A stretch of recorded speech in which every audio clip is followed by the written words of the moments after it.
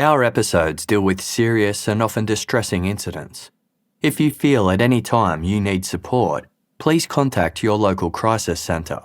For suggested phone numbers for confidential support and for a more detailed list of content warnings, please see the show notes for this episode on your app or on our website. Today's episode involves crimes against children and won't be suitable for all listeners. 74-year-old Elizabeth Terschke faced a dilemma. She had one day left to decide whether or not to put an offer in for a house, but she couldn't make up her mind. Someone recommended that Elizabeth speak with a spiritualist who was known to have excellent powers, as they might be able to offer some guidance. Seeing no harm in getting their advice, Elizabeth visited the spiritualist, taking her 12-year-old granddaughter Alma as company. Elizabeth handed the spiritualist papers pertaining to the property. The spiritualist pressed the papers against her forehead and closed her eyes. After a moment of quiet contemplation, she advised Elizabeth not to make the purchase. As long as she was there, Elizabeth thought of something else she'd like guidance on. Alma's mother had died 7 years prior from a kidney disorder. Since then, the young girl had been a much-loved companion to Elizabeth, but their time together was coming to an end. Alma's father lived in the regional Victorian town of Maffra, 220 kilometres away from Elizabeth's home in Melbourne. Plans were underway to send Alma and her younger sister Viola to Maffra so their family could reunite. Elizabeth wasn't against the idea, but the thought of Alma leaving filled her with sadness. She asked the spiritualist if Alma went to Maffra, would she ever come back? The spiritualist closed her eyes and had a think. No, she replied. Back at school, Alma told her friends about the visit. They could tell that she was troubled by it. With a sad face, Alma said the spiritualist told her that she'd die within 3 months. Alma's friends dismissed the omen, finding it somewhat funny. But when Elizabeth Terschke was later informed of this, she was confused. She didn't recall the spiritualist giving any such premonition. Elizabeth wondered, was it a harmless fib Alma told to get attention from her schoolmates? Or was it indicative of an unnerving feeling the young girl sensed within herself? The following month of December 1921, Melbourne was abuzz with anticipation for the coming new year.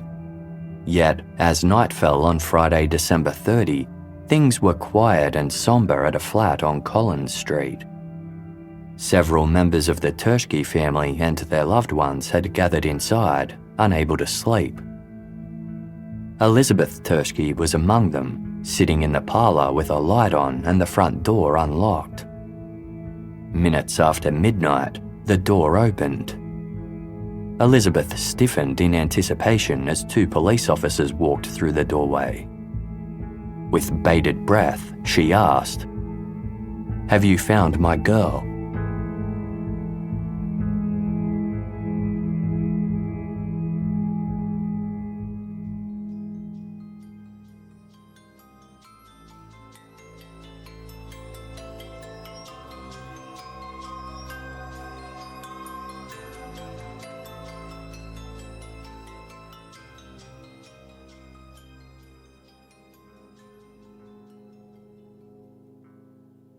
Hours earlier, Alma Terschke had been sent on an errand.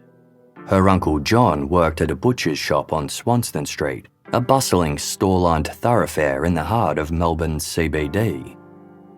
The shop, named Bennett and Woolcox, was just over 2 kilometres from Alma's grandmother's home in the city fringe suburb of Jolimont.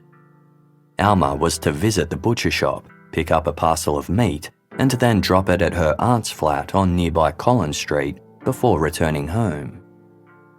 The weekly task was usually carried out by other family members, but they were unavailable, and Alma was home for the school holidays, so she was happy to do it.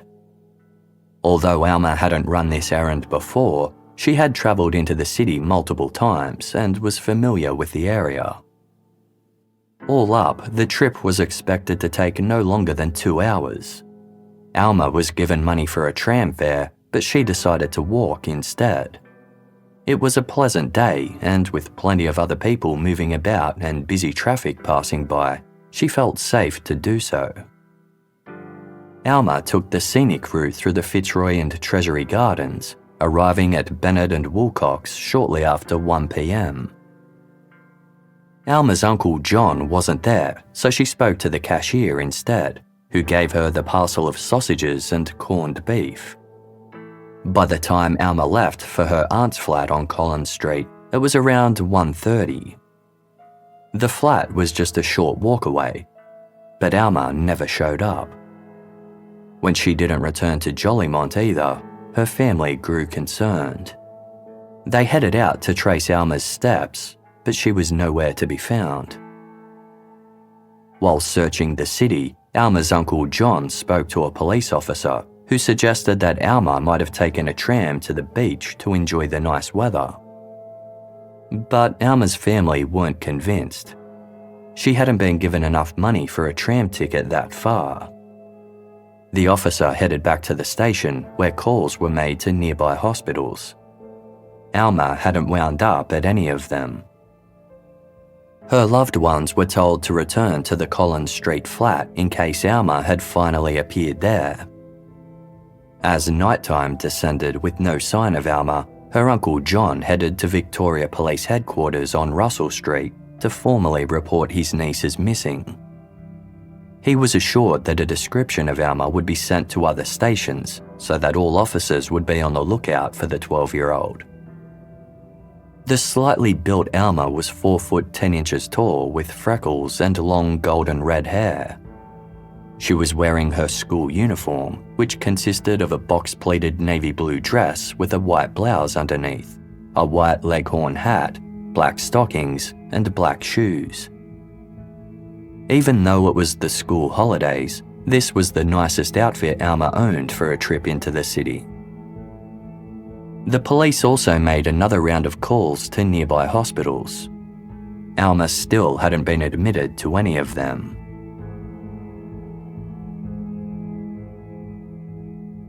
When told to return to their homes and not to worry, Alma's family couldn't help but feel like the police were treating the situation too casually. Alma was intelligent, reliable, and well-behaved. She wasn't the type to get up to mischief. Respecting her elders was a large part of Alma's personality, and she'd never intentionally do something to cause others to worry. She'd recently returned home early from her school's late-night end-of-year celebrations, just to give her grandmother peace of mind. In the 1920s, Australian children were raised conservatively. As a result, Alma was incredibly naive and modest. Menstruation, sex, and other coming-of-age experiences were taboo subjects she knew little about, if anything at all. Alma couldn't even bring herself to talk to the boys at her school, let alone strangers. There was no reason to believe that she was disobeying her grandmother to push boundaries. Alma lived her life doing for others. In a school essay titled "Duty First," she wrote, "We should always do our duty to everybody before we do anything. Duty means kindness, goodness, helpfulness, and to do anything to please others. A duty embraces a multitude of things. The following are duties concerning our lives: household duties, garden duties, to help people, school duties, to love, honour and obey your parents and relations and teachers." This demonstrated Alma's desire to always do what she was told and never leave anyone waiting by deviating from her given task. As Elizabeth Terschke described, "I had always been very strict with my granddaughter. We had all taken particular pains to keep her mind free from all sordid and frivolous matters. Her disposition was just all sweetness. In her own home, she was happiness itself. For instance, she might be at a tea party with her aunts and myself, and after we had finished the meal, we would miss Alma. On investigating, we would find that she had actually been washing up the dishes by herself. There was no need for any of us, or even for her, to worry. For Alma's family, her unexplained absence meant that something terrible must have happened. At the Collins Street flat, Elizabeth waited in the parlour in the hopes her granddaughter would wander in safe and sound. By midnight, 4 hours had passed since Alma was reported missing. 2 police officers soon pushed through the flat's unlocked front door. Elizabeth immediately quizzed them about her granddaughter, but the officers were confused. It was part of their job to check premises where lights were on inside and the doors appeared to be unlocked. They were just carrying out their regular duties. Although their patch encompassed the areas relevant to Alma Tershke's disappearance, they hadn't been informed of the matter.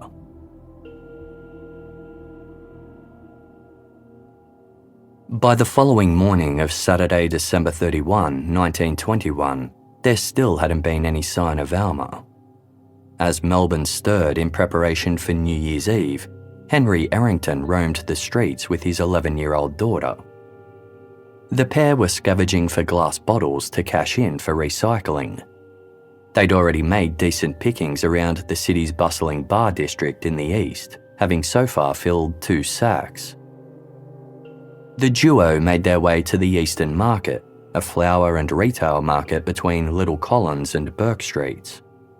The surrounding streets and laneways consisted of drinkeries, betting shops and brothels, and at night, the area was a hotbed of wild antics and bad behaviour. Henry knew there'd be plenty of bottles scattered about the footpaths, gutters and drains in the early morning aftermath. The father and daughter turned down Little Collins Street, a one-way lane of boutique shops, bars and hotels that ran parallel to the wider Collins Street. Sandwiched between a barbershop and hardware store was a narrow alleyway called Gun Alley. A nearby clock tower chimed 6 a.m. as Henry made his way into Gun Alley while his young daughter trailed further behind. It was a secluded space. One side was framed by a 2-story brick wall, while a tall corrugated iron and wood fence flanked the other. With no source of light, Gun Alley was perpetually dark. A few metres in, the alley took a sharp turn that led behind the barber shop and reached a dead end. Henry Errington made the turn and paused. The naked body of Alma Tershke was lying face up on the brick pavement. Her legs were bent with one on top of the other. Bruises covered her right eye, shoulder, thigh, jaw and throat. Henry turned and stopped his daughter from witnessing the horrific sight before rushing to a nearby store to phone the police. Investigators determined that Alma had sustained a heavy blow to her right eye, but the cause of her death was ruled asphyxiation by manual strangulation. This implied that her murder was opportunistic, as the killer hadn't been prepared with a weapon. Alma's body showed signs of sexual assault, yet no foreign fluids were detected. A watery stain running down Alma's thigh indicated that her killer had cleaned her body post-assault. It was determined that Alma had been dead for several hours before her body was found. Gun Alley showed no signs of a struggle, nor was there anything under Alma's fingernails to indicate she'd put up a fight. The killer hadn't left anything behind, and Alma's clothing was missing. Therefore, detectives surmised the bulk of the attack must have occurred elsewhere. Alma had likely been killed the previous day before being dumped in the alley later that night. The area was scoured for clues. Police wondered whether the killer could have tried to force Alma's body down a nearby barrel drain and into the wide pipes 12 feet below, as her head was found partially resting on it. The drains were checked, but nothing of interest was found. Even if evidence had been discarded down there, the chances of recovering it now were slim. The flowing water would have swept it through the pipes under the city and beyond. Surrounding bins, shops, residents and rooftops were also checked for clues, but the search came up dry. Police turned their attention to potential witnesses. A sex worker told them that she'd been in Gun Alley just before 1 a.m. She didn't see Alma's body or anyone suspicious. As this woman had a reliable reputation with authorities, police determined that Alma's body had been dumped sometime after 1 o'clock. Residents who lived above Gun Alley didn't recall hearing a thing. Although, even if they had, they wouldn't necessarily have looked outside. Gun Alley was often frequented at night by drunks and drifters, as well as sex workers with their clients. It wasn't unusual to hear an assortment of strange noises emanating from down below. At around 1 a.m, several residents of Little Collins Street reported hearing what sounded like 2 gunshots being fired in quick succession.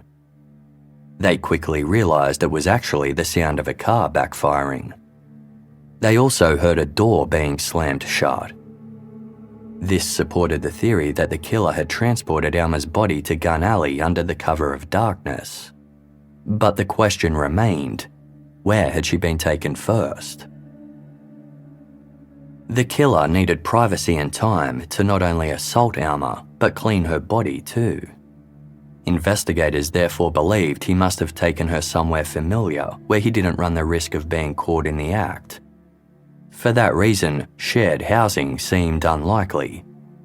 Local hotels and lodgings were checked and ruled out.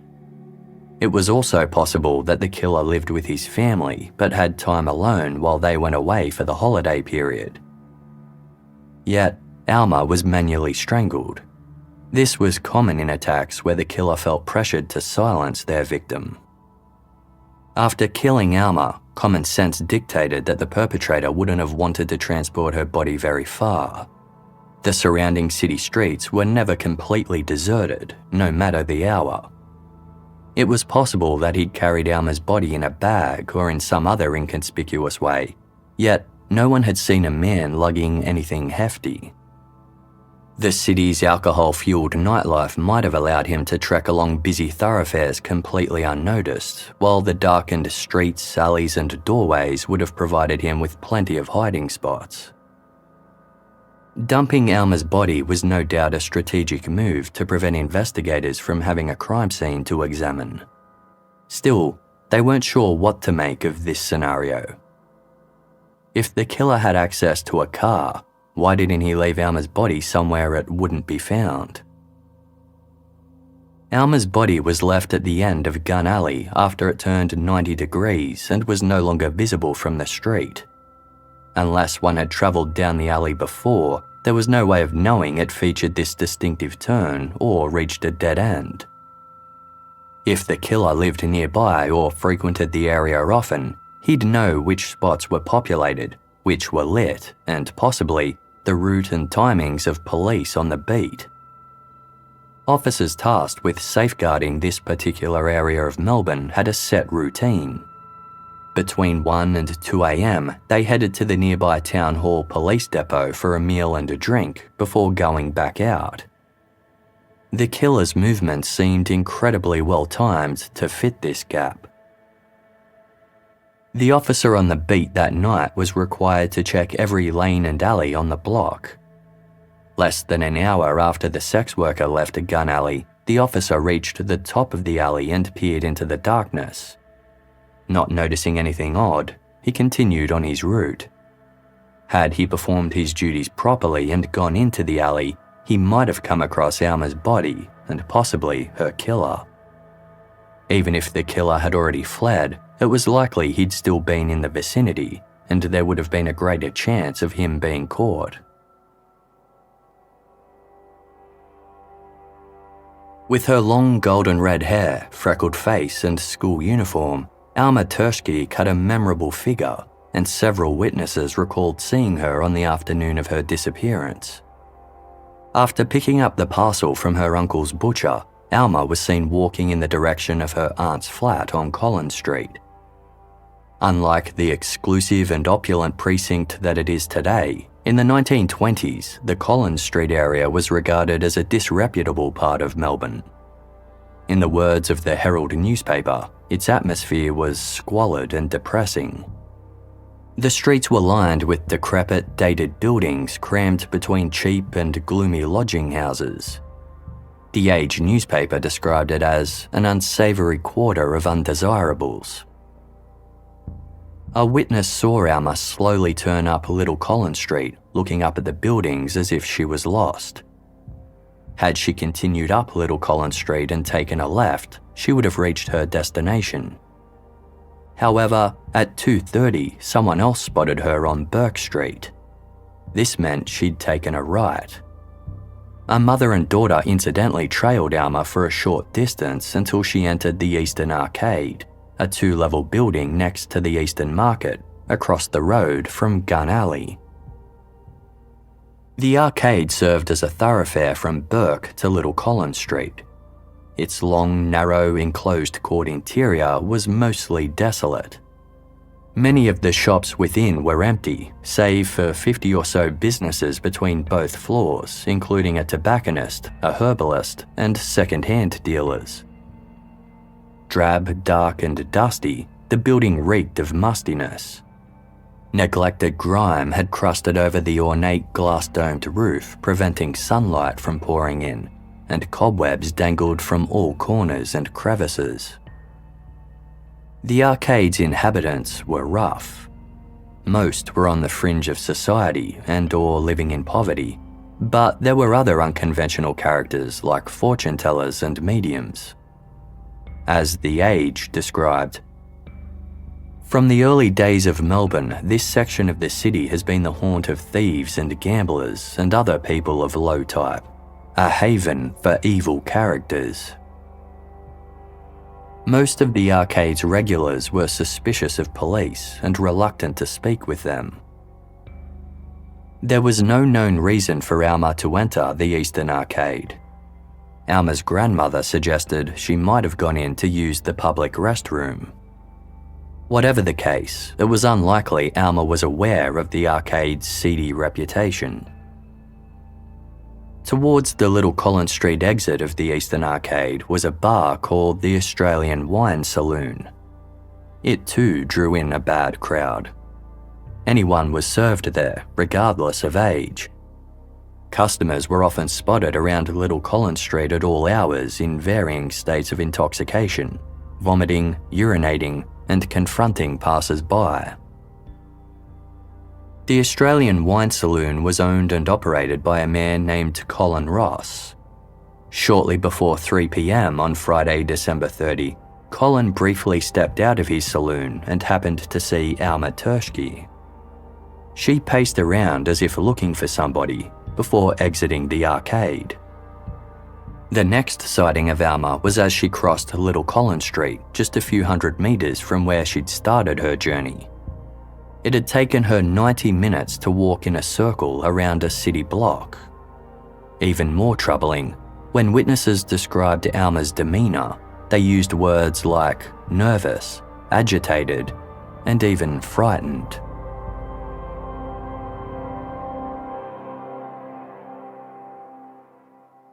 Alma's journey would have taken her past some slum dwellings on Little Collins Street. Investigators considered whether an unscrupulous loiterer had lured her away, or maybe she'd been stalked by a predator who pounced at an opportunistic moment. Given Alma's unsettled state, she might have known she was being followed and had been wandering around trying to give her pursuer the slip. Alma was obedient and introverted in nature, with a soft way of speaking. If something were amiss, she didn't have the tenacity to confront the problem head-on. In the words of her uncle, John, though of a bright disposition, Alma was somewhat reserved and did not make friends readily like some girls. She lacked the vivacious manner that encourages a chance acquaintance. By the time Alma's body was discovered, her killer had a sizable head start. Despite the lack of clues or evidence, investigators were certain the mystery would be solved within days. The Victorian government offered a £250 reward for information that led to a conviction, an amount that was deemed woefully inadequate by the local populace. Given the urgency of this situation, they expected a far higher and more tempting offer. If the investigation took too long, the killer could flee the state, or worse, strike again. But by Tuesday, January 3, 1922, 4 days after Alma's body was discovered, there still hadn't been any arrests. Alma Tursky was laid to rest that day. Her small coffin was adorned with white flowers, with 6 of her friends acting as pallbearers. Alma's grieving family travelled with her body in the hearse that took her to her final resting place, a plot alongside her recently deceased grandfather at Brighton Cemetery. After Alma's funeral, her loved ones went to Gun Alley for a moment of private reflection. They were confronted by a large crowd of strangers gawking at the crime scene. Gun Alley had been chaotic since the discovery of Alma's body. A non-stop influx of locals, out-of-towners, police and news reporters flooded the small area at all hours. Within the first week of January 1922, thousands of people pushed their way through the tight space to observe the area, lay flowers, condemn the perpetrator, and swap theories. A line of people nearly 100 metres long stretched from the alley's entrance, with inconvenienced business owners threatening to hose the onlookers if they didn't disperse. Similar crowds also descended on the Eastern Arcade, storming into shops and lodgings, shouting, "Let us at them, pull the place down." Alma Tursky's murder was the first crime in Melbourne to create such hysteria. The press covered the story exhaustively, releasing detailed updates about the investigation every morning and afternoon that included evidence uncovered and witness accounts. The people of Australia were left reeling. How did a killer strike in broad daylight on the bustling streets of Melbourne's theatre district? Mothers used Alma's death as a warning to their own children, even though no one fully knew what she'd experienced or by whom. The one thing people did know was that her killer was a cold-blooded, careful predator. As fear gripped the city, members of Melbourne's criminal underworld offered their help by sending the message to the police: "You tell us who you want and we'll get him for you." An article in the Age newspaper asserted, "The circumstances of the case are of such a tragic and revolting character that the whole community should leave no stone unturned to discover the criminal." The issue for police wasn't that they weren't getting enough tips, it's that they were getting too many. Melbourne citizens reported all sorts of suspicious behaviour, including a man who changed his outfit 3 times in one day. Police were spoken to about everything, from worrisome dreams to clairvoyant visions. The constant pile-on ran the risk of key information being overlooked. Even though the crime scene had been thoroughly examined and cleared by authorities, amateur sleuths muddied the waters by inundating Gun Alley and handing over anything they came across, from buttons to a piece of ribbon. One man even handed over a parcel of sausages he found behind a drain pipe, thinking it could have been the meat Alma Tursky had collected from the butcher prior to her murder. In actuality, all of these items had been strewn there by hoaxers wanting to stir up some drama. Detectives also began receiving anonymous death threats warning them to drop the inquiry. These too were suspected to be from pranksters. Despite the chaos, the police encouraged the community to keep information pouring in. On Thursday, January 5, someone who lived near Little Collins Street called in claiming they had important information relating to the case. Several detectives piled into a police car and sped towards the destination. As they approached the corner of Lonsdale and Exhibition Streets, a man staggered in front of their car. The driver swerved to avoid them, causing the vehicle's front wheels to lock and skid. The car overturned, throwing 2 officers from their seats and leaving a third pinned underneath. The officers only sustained broken bones and relatively minor injuries, but the entire fiasco was reported by the press, who had been casting Victoria Police in a mostly negative light from the outset of the Turschke investigation. The detectives involved in the car accident were described as utterly incompetent and on a wild goose chase. The police car involved in the crash was an old, obsolete vehicle that had earned the nickname among officers as the suicide car due to its poor and dangerous state. Its continued usage highlighted the problems Victoria Police faced in the wake of Alma Turschke's murder. For starters, investigators hadn't been supplied with electric torches. Instead, they relied on matches to search the dark alleyways and other locations. The same went for the officer who had been tasked with checking Gun Alley on the night of the crime. If he'd had better resources, some questioned how things could have worked out differently. Then there was the matter of the police photographer, who shared his services across all government departments. As researcher Kevin Morgan explained in his book, Gun Alley, it was not uncommon for police to be told, on making application for the photographer's services, that he had been dispatched to country Victoria to photograph new fruit picking techniques or new harvesting equipment, and that he would not be back in Melbourne for several days. As a result, Gun Alley wasn't photographed for the purpose of the homicide investigation until mid-January 1922, weeks after Alma Turschke was killed. This meant no photographs had been taken of her body in situ or in the mortuary. At the time, it was the sole duty of detectives to examine and interpret a crime scene. Even though forensic sciences were not entirely new, few in Victoria were trained in its most recent developments. Not only did the police lack the expertise they needed, they also lacked manpower. When Alma's body was first discovered, only 3 officers were dispatched to Gun Alley.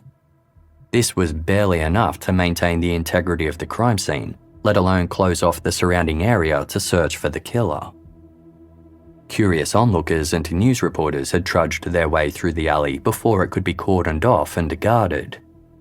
With the limited resources they had, it took the police days to properly examine the crime scene, not to mention the greater area. As Victoria Police faced growing criticism, the government upped the reward in Alma's case to £1,000. This was one of the biggest rewards ever offered in Australian history, enough to buy several houses and live a comfortable life. The increase was well received by the community.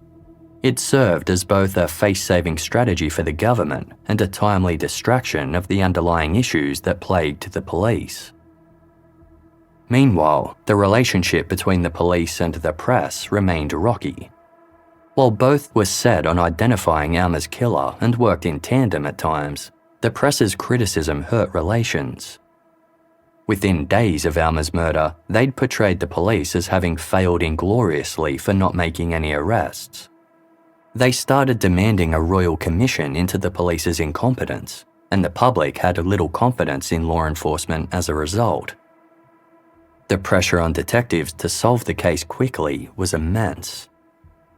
One detective told the press, "Any day now, we expect to get our man." The editor of the Argus newspaper doubted this, writing, "As each day passes, the grievous disappointment of the public at the failure of the police to track down the murderer of Alma Turschke grows more profound. The detective and police forces of Melbourne are on trial, and no matter how exacting they may find the ordeal, they must realise that the public will not tolerate failure on their part." Working on the theory that Alma's killer had to be local to the area surrounding Gun Alley, police questioned various frequenters of the Eastern Arcade. Among them was the proprietor of the Australian Wine Saloon, 28-year-old Colin Ross, who had reported seeing Alma walk past his saloon at around 2:30 p.m. The mother and daughter who saw Alma enter the Eastern Arcade verified Colin's account. They not only saw Alma, but also remember seeing Colin Ross as he stepped outside of his establishment to observe the arcade. When they glanced back, both Alma and Colin were gone. The Australian Wine Saloon took up 2 shop floors of the arcade's ground level. Inside the entrance, an arched doorway on the right led to the neighbouring shop floor where the saloon's parlour was located. To the left sat the bar. Behind the bar was a small curtained-off room that contained a couch with 2 blankets on it, as well as the opening to the cellar. According to the staff, this was a private room used only by Colin Ross. If the curtain was closed, it meant no one was allowed to enter. Colin had first reported his sighting of Alma to 2 detectives who visited his saloon the day after the 12-year-old's body was discovered. When one detective asked him, "How much do you know, Ross?" he replied, "I don't know anything at all." Over the days that followed, Colin and other arcade regulars were questioned several times. Elaborating on his movements from Friday, December 30, Colin said that he'd arrived at his saloon at around 2 p.m. The bar was quiet, so he wandered out the front to take in the happenings around the Eastern Arcade. That's when he glimpsed Alma Tursky walk past. Colin then went back into his saloon and remained there until closing time at 6 p.m. At 6:10, he travelled to the suburb of Footscray where he lived with his mother and brothers. He ate dinner before heading back to the city. Colin had planned to meet his friend Gladys at the Eastern Arcade at 9 p.m. Arriving early, he wandered around Little Collins Street aimlessly for 15 minutes before catching up with Gladys and taking her to the Australian Wine Saloon. Given it was after hours, they were the only 2 inside. They stayed there until 10:45, at which point Colin locked the place up and walked to Gladys the roughly 20-minute journey to her flat on King Street. He then went to Spencer Street Station and took a train home, where he stayed for the rest of the night. Gladys confirmed Colin's version of events, but she said they left the saloon at 10:20 p.m, 25 minutes earlier than what Colin had stated. According to Gladys, the pair spoke outside of her flat for a while before parting ways at 11:15. Gladys watched Colin walk off and was under the impression that he was heading home. Although Colin Ross was simply being questioned in relation to the Alma Tursky case, rumours quickly spread that police had placed him under arrest for her murder. A 3,000-strong crowd gathered at the entrance of the Eastern Arcade shouting for officers to bring him out. The building was locked down as officers on horseback arrived to disperse the angry crowd. For the general public, who absorbed all of their information about the case from the press, Colin Ross was exactly the type of man who would kill Alma Tursky. There was no doubt about that.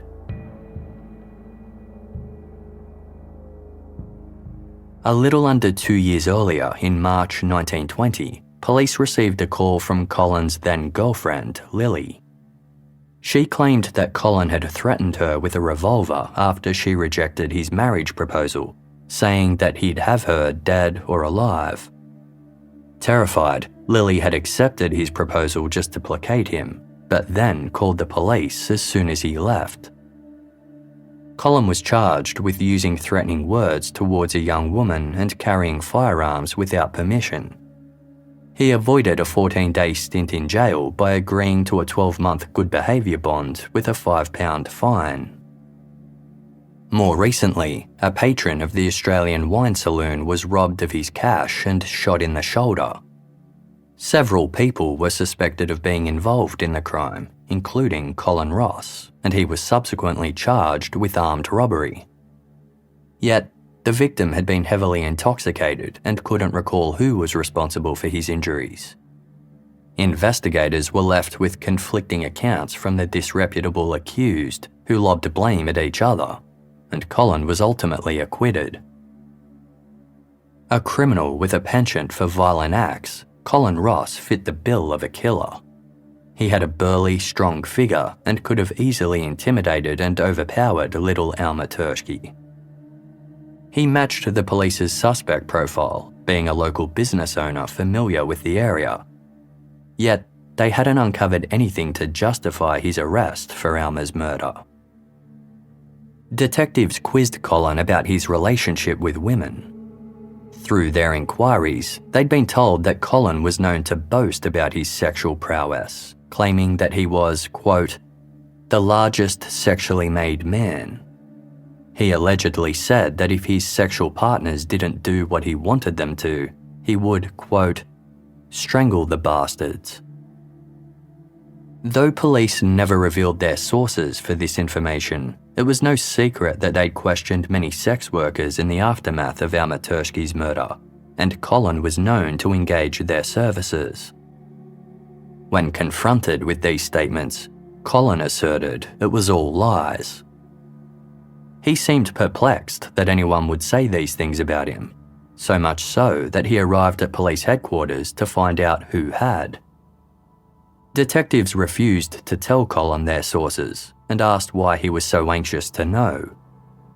Colin replied that he didn't believe anyone said those things about him. If they had, Colin said that he'd, quote, warm them up. Sensing an opportunity, detectives tried to provoke Colin in the hopes he might react by doing something that implicated him in Alma Tursky's murder. Replying to Colin's threat, one detective said, very good, try it. But Colin kept his cool and continued to fully cooperate with investigators. He even suggested they look into two men who occupied an upstairs room on the opposite side of the arcade to his saloon. His tip only raised detectives' suspicion, as they felt Colin was trying to divert attention from himself. Still, he willingly provided follow-up statements whenever asked, and his story never changed. It was always presented with an air of confidence, as though he had nothing to hide. On the day that Alma Tursky's body was discovered, the Australian Wine Saloon's liquor licence happened to expire, marking its final day of trade. Colin had attempted to renew it, but Victoria Police ensured the application was rejected due to Colin's criminal behaviour and the many complaints they'd received from neighbouring businesses regarding the saloon's rowdy patrons. Colin had no choice but to close the establishment down. By the time detectives got around to examining the saloon on Tuesday, January 3, 4 days had passed since Alma's body was found. By then, the entire building had already been completely emptied and gutted. 2 weeks later, on Thursday, January 12, detectives visited Colin Ross at home. They noticed a pair of blankets folded up under a pillow on his couch, one brownish-red in colour, the other a grey-blue. Colin said the blankets had previously been in his saloon, slung over a couch in the curtained-off room behind the bar. Looking at the brown blanket, one of the detectives noticed a long red hair stuck to it. The blankets were confiscated for further analysis. All up, a total of 22 red hairs were recovered on the brown blanket. The blue blanket also contained 5 red hairs, as well as 2 semen stains. Prior to Alma Tursky's burial, a lock of her hair had been placed inside an envelope to aid with future investigations. An analyst compared the hairs found on the blankets to Alma's. They concluded that all of the hairs had derived from the scalp of the same person.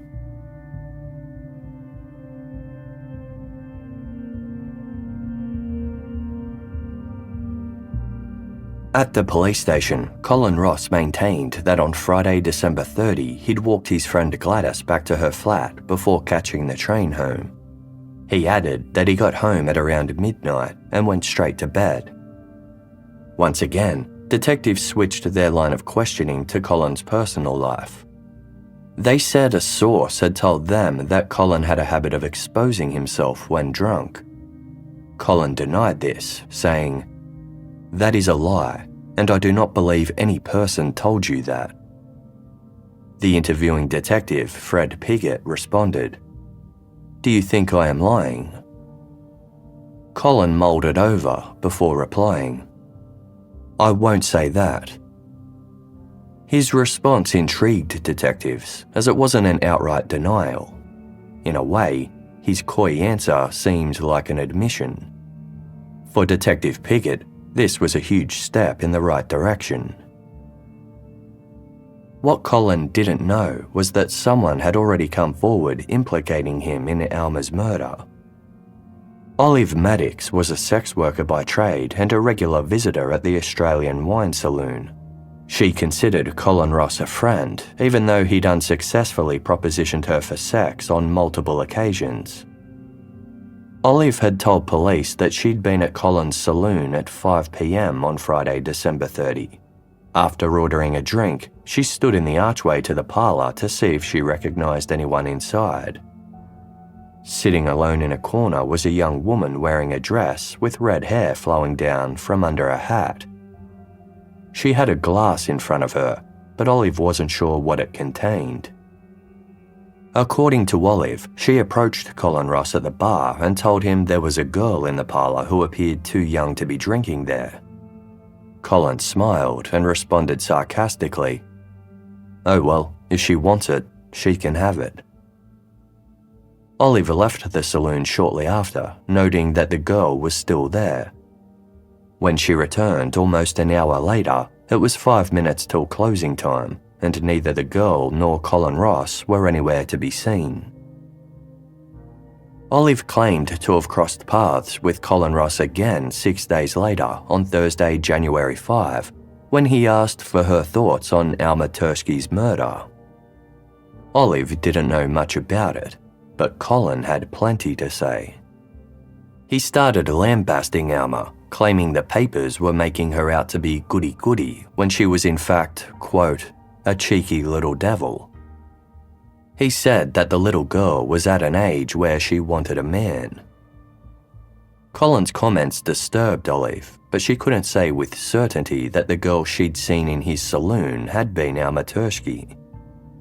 While they bore a resemblance and the girl had been wearing clothes that fit the description of Alma's school uniform, the parlour had been poorly lit, so she couldn't be entirely sure. But Olive Maddox's account was just one piece of a damning puzzle forming against Colin.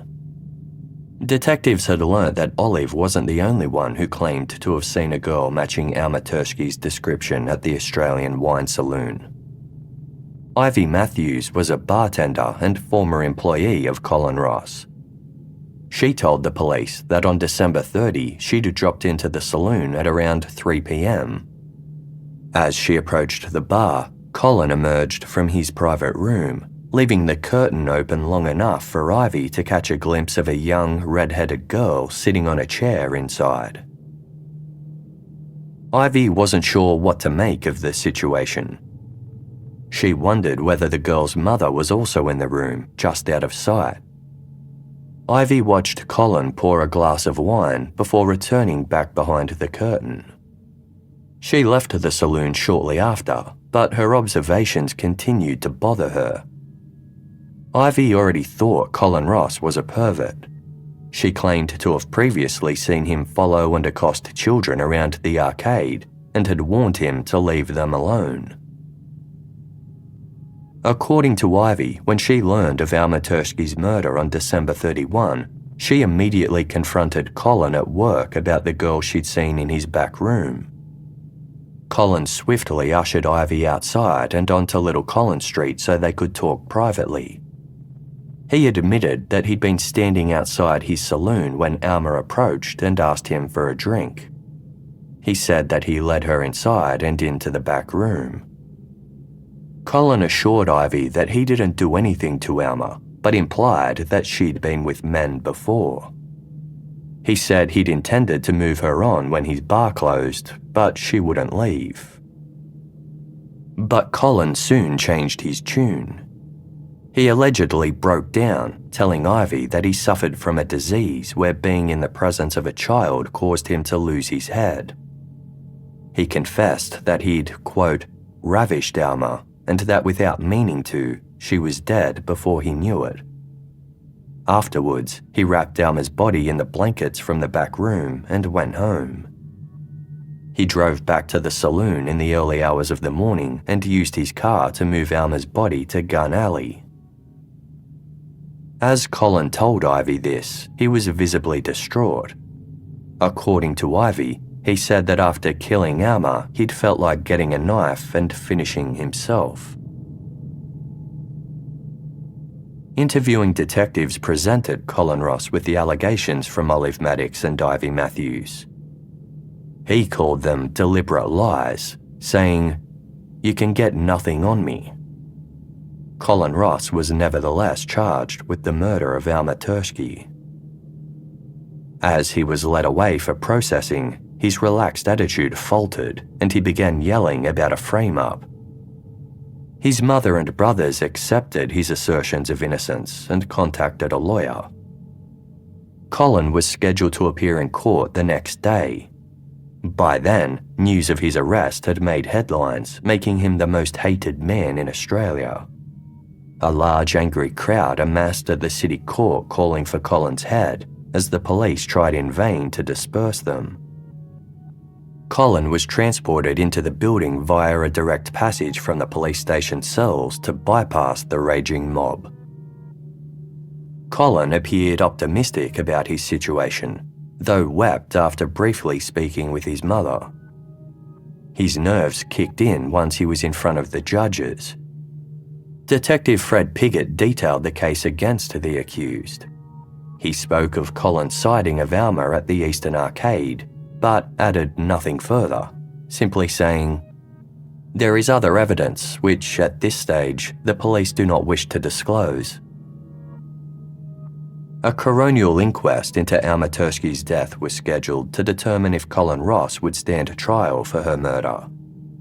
He objected to being remanded in custody until then, telling the court that he'd prefer to be out so witnesses could come to him and prove his whereabouts on the night Alma was killed. The remark was ill-considered, as it only further cemented the judge's belief that Colin needed to be remanded. Colin pleaded, "But there is no reason why I should be here." With that, his mother Edie abruptly stood up in the public gallery and announced, "I can prove where he was." One of Edie's sons quietened her and pulled her back down to her seat. Colin Ross was remanded until the coronial inquest. As he left the dock in an apparent state of shock, he remarked sarcastically, "This is a great country. There's no doubt about it."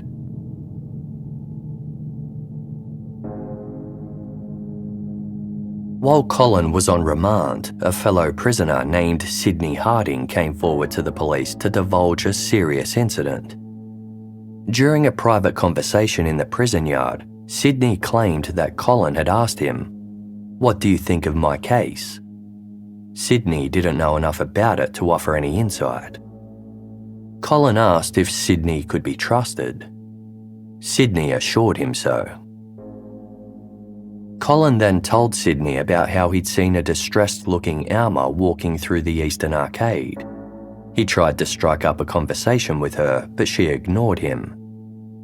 Colin told Alma that she didn't need to be afraid, as he was the owner of the saloon. He encouraged her to come in and sit down. Alma followed Colin inside, where the only other customers were seated out of view in the parlour. Certain that no one had seen them, Colin led Alma into the private room behind the bar, closed the curtain, and offered her a drink of sweet wine. She refused at first, but Colin eventually persuaded her to take a sip. The two proceeded to talk for several hours, during which Alma consumed 2 more glasses of wine. At one point, Colin left to speak with another bar patron. After closing up shop, he returned to the back room to find that Alma had fallen asleep. Colin allegedly told Sydney Harding that he couldn't resist the temptation. He began molesting Alma, during which she stirred awake and cried out. Colin covered her mouth with his hand and proceeded to rape her. At some point during the attack, Alma fainted. Colin left the back room for a moment, during which Alma regained consciousness and began crying out. He rushed back and tried to pacify her, but she wouldn't settle. Not knowing what came over him, he began choking her. Colin allegedly told Sydney that when he came back to his senses, he lifted Alma's arm and it flopped lifelessly, confirming she was dead. He calmed down and tried to think. Alma looked horrible and was bleeding badly. Colin grabbed a bucket full of water and cleaned her body, then the scene. He had plans to meet his friend Gladys at 9 p.m. and he knew it'd be suspicious if he cancelled. He took Gladys to the saloon, where she remained blissfully unaware that a child's body lay hidden just meters away. According to Sydney, Colin said he then walked Gladys home and caught public transport back to his place in Footscray. Along the way, he made himself as conspicuous as possible to establish as many alibis as he could. In the early morning hours, Colin stole a bicycle from a neighbouring home and rode the 10 kilometres back to the Eastern Arcade. After walking around to the building to check that the coast was clear, he went inside the saloon. He stripped Alma's body naked and wrapped it in a coat before carrying her body across the road to Gun Alley and leaving it there.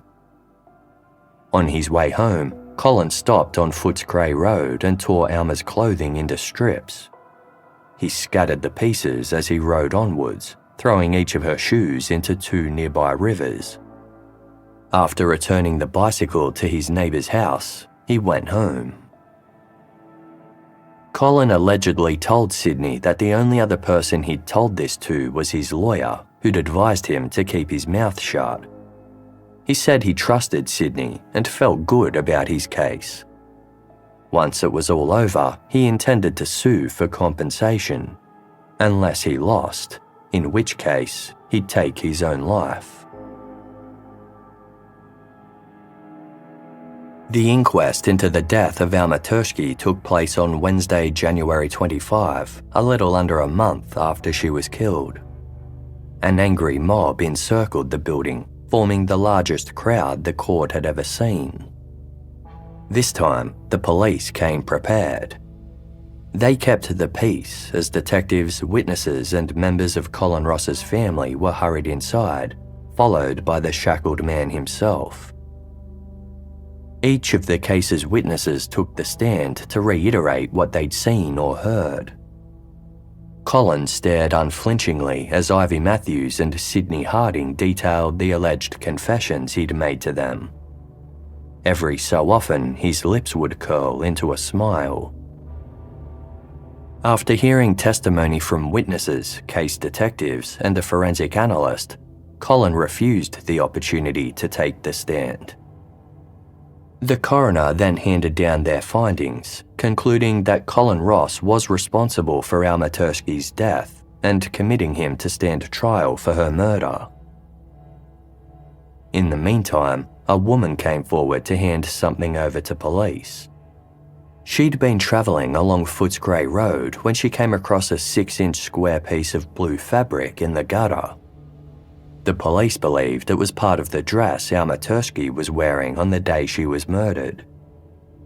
The discovery added validity to the alleged confession that Colin Ross gave to his fellow inmate, Sydney Harding, and only strengthened the case against him. The trial commenced the following month in February. Having established itself as one of the most infamous criminal cases in Victoria's history, the courtroom was packed. Those who missed out on a seat lingered outside the court, waiting for minute-by-minute updates. For Melburnians, the trial was just a formality. The general consensus was that Colin Ross was guilty.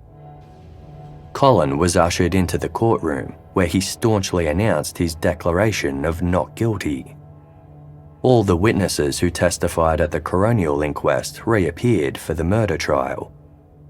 They more or less provided the same testimony, albeit with some additional details that filled in the blanks. The prosecution also presented two new witnesses, the first of whom was a man named Francis Upton. On Friday, December 30, 1921, Francis said he'd been drinking heavily at the Australian Wine Saloon. He ended up passing out in the nearby Flagstaff Gardens. Once he regained consciousness, it was a little after midnight and he was feeling sober. Wanting another drink, Francis headed back to the Australian Wine Saloon and noticed a light on inside. He approached the saloon and overheard a woman's voice say from within, "Oh my God, darling, how are we going to get rid of it?" Francis tried the door. It was unlocked. He heard Colin Ross's panicked voice say, "There is somebody here." Colin then appeared at the door, clearly rattled. He held a small towel against one arm and his hands were stained red. Francis asked him for wine. Colin rushed to the bar, grabbed a bottle and thrust it at Francis, pushing him away and retreating back into the saloon without asking for payment. Outside the arcade, Francis noticed the wine bottle had the same red staining on it as Colin's hands. The bottle was still sealed, leading Francis to suspect the staining wasn't wine, but perhaps blood. He took a swig from the bottle and left it on the corner of William and Flinders Streets. The second new prosecution witness was Joseph Dunstan, another man who had been on remand with Colin Ross. Joseph testified that he was once reading a book in the prison yard when he saw Colin and Sydney Harding walking back and forth in deep conversation. Joseph overheard Colin saying things like, "I was talking to the girl. If they find any wine inside her, that ain't to say I gave it to her." And, "No, a bike." Joseph heard Sydney ask, "How was she dressed?" This testimony further supported Sydney Harding's allegations that Colin had confessed to killing Alma Tursky. Primed by the press, the public viewed Colin Ross contentiously. Seemingly utterly unapologetic and unaffected in court, he chewed on lollies and joked with his lawyers during breaks. Whenever Colin was escorted through the angry mob, he shouted at them playfully, "Bye-bye." Unlike at the coronial inquest, Colin opted to take the stand at his trial. He cut the figure of a gruff and angry thug. He denied all accusations levelled against him and repeated his unchanged version of events. Colin said the police were trying to pin Alma's murder on him as payback for the armed robbery case they lost against him years prior. The trial concluded on its fifth day. Colin sat composed and listened intently to the prosecution's closing remarks that described him as a desperate man facing a desperate charge and prepared to say anything desperate. The jury deliberated for a day before presenting their verdict, guilty. Colin stared blankly ahead as the announcement was made. Asked if he had anything to argue against receiving the death penalty, Colin responded, "I still maintain that I am an innocent man and that my evidence is correct. If I am hanged, I will be hanged an innocent man. My life has been sworn away by desperate people." The judge sentenced Colin Ross to death by hanging. Colin reasserted his innocence several times over, but the judge interrupted him, saying, "And may God have mercy on your soul." Outside court, the massive crowd erupted in cheers. For the first time, Colin appeared distraught and nearly collapsed as he was led to a waiting van. As he passed, the crowd yelled, "Scoundrel, serves you right, hanging's too good for you." The conviction heralded a celebration in Melbourne unlike any criminal trial in the history of the state. Colin endeavoured to appeal his conviction, but was ultimately unsuccessful. He was sent to the gallows on Monday, April 24, 1922, almost 4 months after Alma Tursky's murder.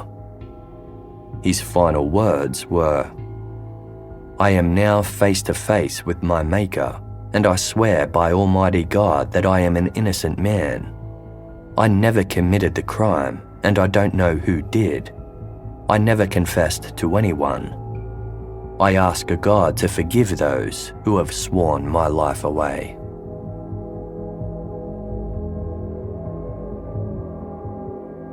To be continued next week